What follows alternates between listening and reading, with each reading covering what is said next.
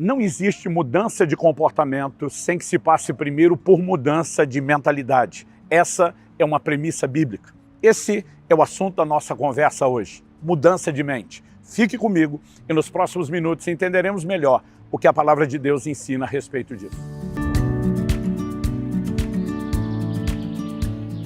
Estou hoje em Bauru, São Paulo, no Parque Vitória Régia, passando para trazer mais uma palavra ao seu coração.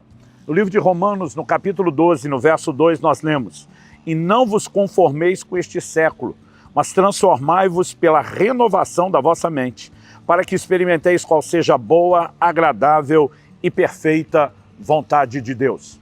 O apóstolo, pelo Espírito Santo, sinaliza que nós devemos nos alinhar à vontade de Deus. Ele chama essa vontade de boa, de agradável e de perfeita. No entanto, ele mostra que Deus não estabelece a sua vontade de forma impositiva, simplesmente porque quer. A Bíblia mostra que é um caminho de rendição, há um caminho de alinhamento, há um caminho de entrega a essa vontade. E o texto começa dizendo que nós não podemos nos conformar, tomar a forma, não podemos nos ajustar a esse século, a esse mundo. Mas para que a gente viva a transformação, de acordo com como é proposto pelo texto, transformai-vos pela renovação da vossa mente. Para que a gente viva a transformação, é importante entender tanto o que ela é e também como ela se processa. A palavra usada por Paulo e traduzida aqui, transformação, é a palavra grega metamorfose. Assim como a borboleta que vai de lagarta, aquele belo inseto colorido, passa por um processo de mudança. E isso, quando você estudou biologia, deve ter aprendido como metamorfose. Mudança é um processo. Isso ilustra muito bem a mudança que nós vivemos.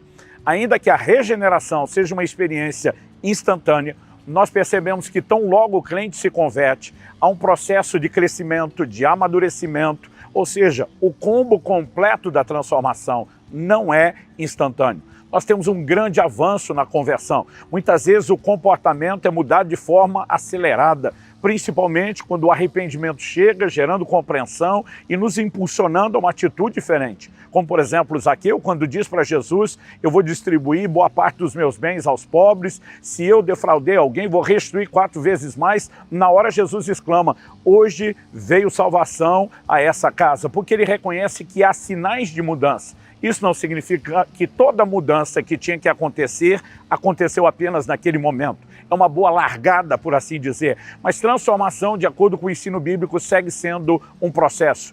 E eu e você precisamos não só entender e respeitar o processo, Aliás, a gente pode dizer que uma das marcas da vida cristã é a progressividade. Provérbios 4,18 diz que a vereda do justo é como a luz da aurora, vai brilhando mais e mais até ser dia perfeito. O apóstolo Paulo, em 2 Coríntios, no capítulo 3, no verso 18, diz que todos nós, com o rosto descoberto, somos transformados de glória em glória na imagem do Senhor. O produto final a ser alcançado na vida de todo cristão é a imagem de Jesus. E essa transformação não é instantânea, ela é progressiva, ela é de glória em glória. É como se fosse um degrau após outro degrau numa escada e nós vamos galgando um de cada vez até alcançarmos a plena transformação.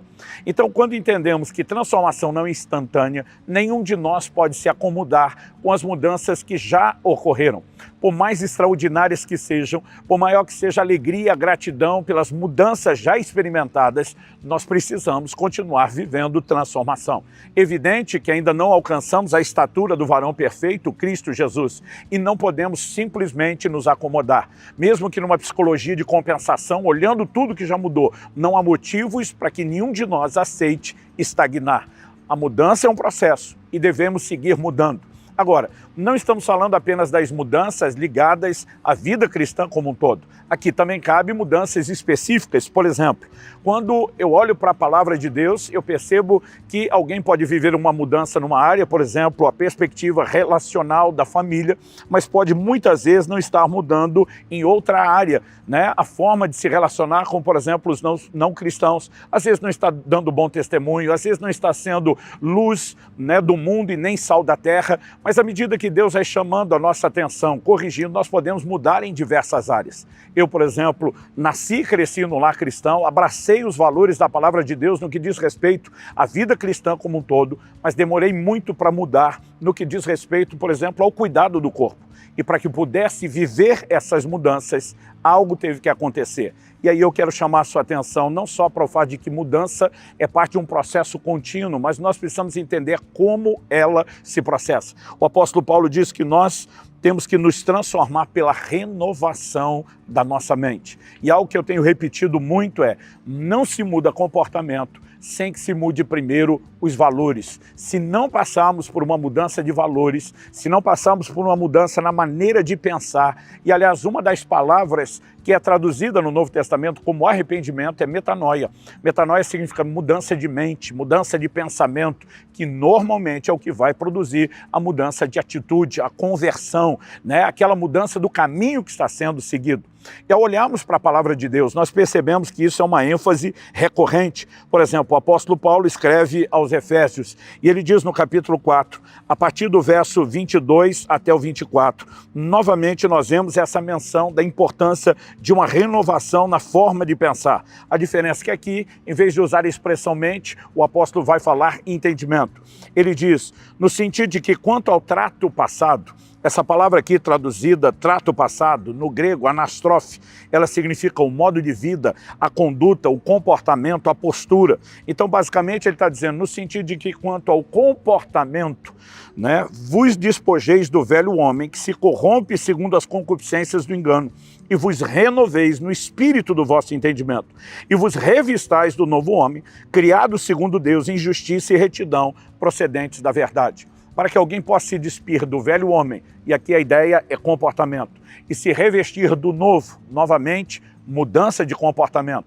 Mudança do comportamento antigo, de alguém que não era convertido, para um comportamento que se adequa e se ajusta àquilo que é esperado de alguém que se converteu a Cristo. Para que isso aconteça, novamente há uma ênfase. Vos renoveis no espírito do vosso entendimento. Se o entendimento não muda, se os valores que povoam, permeiam a nossa mente não mudam, se não há mudança de mentalidade, não haverá transformação, não haverá mudança de comportamento. Então a pergunta a ser feita é, se já entendemos que é necessário viver transformação contínua, progressiva, se já entendemos que a transformação não acontece a não ser por meio da mudança de mentalidade, então a pergunta a ser feita na sequência é, o que nos ajuda a viver a mudança de mentalidade, para que então a gente possa viver a mudança de comportamento.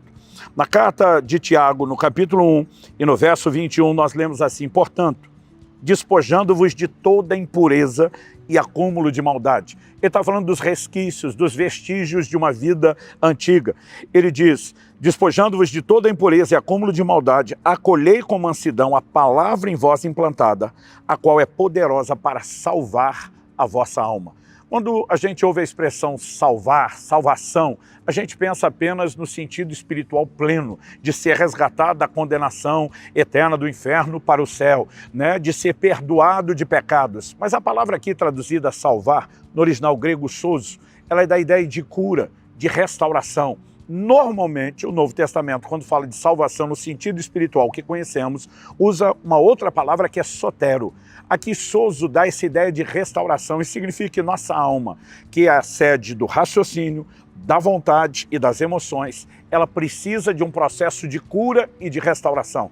E como isso acontece? O texto diz, acolhei com mansidão a palavra em vós implantada. Ela é poderosa para salvar as vossas almas. Então, assim como quando falamos de mudança de mente, de entendimento como um fundamento necessário para a mudança, aqui o texto mostra que o que tem o poder de produzir a mudança de mente é a palavra de Deus. No Salmo 19:7 nós lemos que a lei do Senhor é perfeita e restaura a alma. Muitos de nós, quando nos convertemos, trazemos o que, na versão que eu estou usando aqui, foi traduzido como acúmulo de maldade. Em outras, aparece a versão vestígio. O que é o vestígio? São os restos. Muitas vezes, uma perícia criminal, por exemplo, ela vai examinar uma cena do crime e, através dos vestígios, eles conseguem decifrar o que aconteceu. Onde está um furo de bala na parede, qual a direção da trajetória da bala para saber exatamente qual era a distância e o ângulo do tiro. Nós podemos dar diversos exemplos. Agora, o vestígio indica que alguma coisa esteve lá. E quando nós olhamos por esse lado, e a palavra de Deus está dizendo que nós temos que nos despojar do vestígio da maldade, Significa não que quando Deus nos perdoa, que Ele não nos limpou direito. Mas algumas marcas do comportamento, elas permanecem. E elas precisam ser eliminadas para que haja a mudança completa. Como? Por meio de acolher a palavra de Deus. Às vezes ficam resquícios da forma de pensar. Não é a forma de pensar velha no seu combo completo, no pacote inteiro, mas muitas vezes pequenos elementos ainda permeiam a nossa mente. Na hora de fazer uma escolha do negócio, é aquela inclinação a dar uma desperto, a tirar vantagem. Isso não significa que a pessoa agora seja desonesta, como foi antes da conversão, que ela possa estar disposta a mentir ou roubar como era antes, mas às vezes são pequenos vestígios e nossa mente precisa literalmente de uma lavagem. A lavagem de água da palavra. Dei um exemplo, por exemplo, das questões do cuidado do corpo. Eu já cheguei a pesar mais de 150 quilos há mais de uma década atrás, cerca de 15 anos atrás, antes da gravação desse vídeo. Mas eu precisei entender o que a palavra de Deus falava a respeito do cuidado do corpo, para que então, a partir de uma mudança de mentalidade, eu pudesse implementar a mudança de comportamento. Isso vale para cada área da nossa vida. Eu e você precisamos ser guiados e regidos pela palavra de Deus, pelos seus valores, pelos seus fundamentos, que são os valores do reino de Deus, que devem suplantar toda e qualquer forma diferente de pensar. Não é o meu entendimento, não é a minha maneira de avaliar a vida que deveria me reger, e sim aquilo que o Criador tem estabelecido e determinado. E para que a nossa mente seja mudada pela palavra, nós precisamos de tempo com ela. Eu quero terminar deixando um desafio. Gaste tempo lendo a Bíblia. Não apenas para saber no que você deve crer, mas para que isso tenha esse poder sobrenatural de mudar a sua forma de pensar e assim, consequentemente, afetar o seu comportamento. E dessa forma, que você glorifique a Deus por meio de uma vida diferente que exalta Jesus Cristo.